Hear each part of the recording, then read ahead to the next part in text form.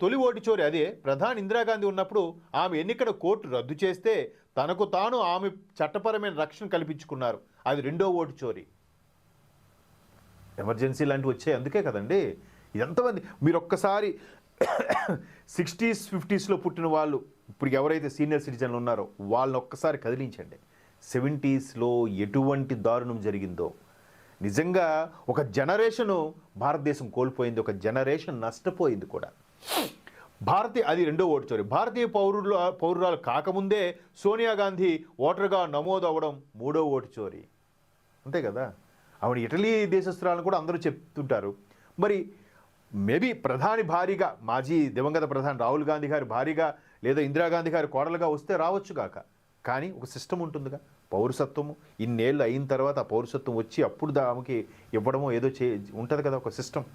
అంటే ఒక్కొక్క దేశంలో ఒక్కొక్క రకమైన ఉంటుందా ఆ శాశ్వత సభ్యత్వం సంబంధించి. సో ఆమె ఏమి కాకముందే ఆవిడకి ఓటు ఎలా ఇస్తారు? ఎందుకంటే పెద్ద ఫ్యామిలీ, ఎవడు మాట్లాడడానికి లేదు. సూపర్ గాంధీ ఫ్యామిలీ అంటే ఒక ఉండేది ఆ గౌరవం, అది అలా ఉండేది. బట్ ఇప్పుడు సోషల్ మీడియా వేదిక వల్ల లేదంటే భాజపా పక్షాలతో కూడిన ఎన్డీఏ ప్రభుత్వం వల్ల ఒక్కొక్కటిగా వెలుగులోకి వస్తున్నాయి. సోషల్ మీడియా పుణ్యమానికి కూడా కొన్ని అబద్ధాలు ఉండొచ్చు, కానీ అందులో కొంత వాస్తవాలు కూడా ఉన్నాయి. ఒక్కొక్కటి వెలుగులోకి వస్తున్నాయి. ఏదైనా కేసులో విపక్షం ఓడిపోతే జడ్జిని నిందిస్తున్నారు. ఎన్నికల్లో ఓడిపోతే ఈవీఎంలను ఆడిపోసుకుంటున్నారు. అది కూడా పనిచేయక ఓటు చోరీ ఆరోపణలు చేస్తున్నారు అని తెలిపారు. అంతే కదా. ఇప్పుడు జగన్మోహన్ రెడ్డి గారు ఉన్నారండి, ఆంధ్రప్రదేశ్లో మాజీ ముఖ్యమంత్రి. ఆయన ఏమంటారు? ఈవీఎంలు ట్యాంపరింగ్ జరిగాయి.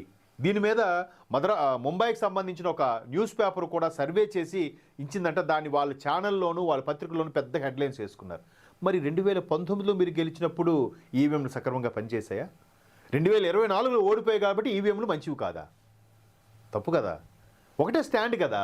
ఇది ఎక్కడ లెక్క? సో అట్లాగే ఇప్పుడు అమిత్ షా గారు కూడా ఆరోపించింది అదే కదా. అయితే ఓటమి కారణం నాయకత్వ లోపం అని ఒప్పుకోవట్లేదు.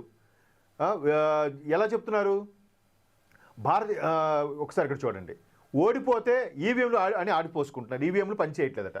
అది కూడా పనిచేయకపోతే ఓటు చోరీ ఆరోపణలు చేస్తున్నారు. లేదంటే ఏదైనా కేసులో ఓడిపోయి అంటే ఒక కోర్టు తీర్పిస్తే న్యాయమూర్తులు అమ్ముడుపోయారో లేదంటే కోర్టు సరిగ్గా చెప్పట్లేదని ఆరోపిస్తున్నారండి. అదే చెప్పారు ఇక్కడ. ఎన్నికల్లో కాంగ్రెస్ ఓటమికి కారణం నాయకత్వ లోపమే. విలేకరి ఒక ప్రశ్న సంధిస్తే భాజపా ఏజెంట్గా ముద్ర వేస్తున్నారు. ఒకవేళ జర్నలిస్ట్ ఎవరైనా క్వశ్చన్ చేస్తే నేషనల్ మీడియాలో వీడు భాజపా పక్షపాతి, వీడు ఎన్డీఏ భాగస్వామి పక్షపాతి, అందుకే వీడు క్వశ్చన్ అడిగాడు, ఆపాదించారు. అంటే పార్టీలుగా ఉండేవాళ్ళు ఎప్పుడైతే ఛానల్స్ పెట్టుకోవడం స్టార్ట్ చేశారో అది ఖచ్చితంగా ఆ విధమైన కోణంలోకి వెళ్ళిపోయింది. ఆల్రెడీ ఎల్లో మీడియా ఫుల్ ఫ్లెడ్జ్డ్గా వచ్చేసింది. ఒక 70% ఎల్లో మీడియానే ఉంది నాకు తెలిసినంతవరకు. 30% ఇంకా కొన్ని వాల్యూస్ ఉన్నవన్నాయి. కొన్ని వాల్యూస్ పూర్తి కాదు. వారిని ఏరివేస్తే గెలవలేమని కాంగ్రెస్కి భయం. చొరబాటుదాన్ని ఏరివేస్తే ఇకపై ఎన్నికల్లో గెలవడం సాధ్యం కానేది కాంగ్రెస్ భయమని, అందుకే వారికి కొమ్ము కాస్తోందని అమిత్ షా ఆరోపించారు. సర్పై విమర్శల్ని తోసిపుచ్చారు. నాయకత్వ లోపం వల్ల కాంగ్రెస్ ఓడిపోతోందే తప్ప ఈవీఎంలు ఓటు చోరీ వల్ల కాదని మరొకసారి పునరుద్ఘాటించారు ఆయన.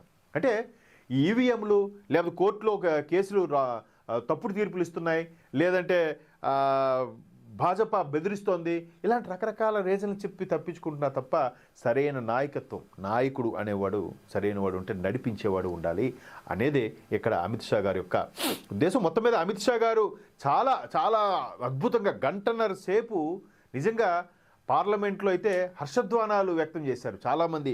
అంటే వాళ్ళ బెంచ్ మీద సౌండ్ చేస్తూ కూడా భాజపా పక్షాలన్నీ కూడా అమిత్ షా గారికి స్టాండ్ ఓవేషన్ అనే చెప్పాలి ఒక విధంగా. ఇంకోసారి కూడా చెప్పారు, విపక్షాలు ఎన్నిసార్లు ఇలా చేసినా ప్రభుత్వం మాత్రం చొరబాటుదారులను గుర్తించి దేశం నుంచి పంపించేస్తూనే తెగేసి చెప్పారు. చొరబాట్ల జాబితాలో మళ్లీ చేర్చాలనేది విపక్షం ఆరాటమని దుమ్మెత్తిపోశారు. ప్రధాని ముఖ్యమంత్రులను చొరబాటుదారులు ఎన్నుకుంటే ప్రజాస్వామ్యం సురక్షితంగా ఉంటుందా అని ప్రశ్నించారు. చొరబాటుదారుల ఉద్దేశం ఏంటి?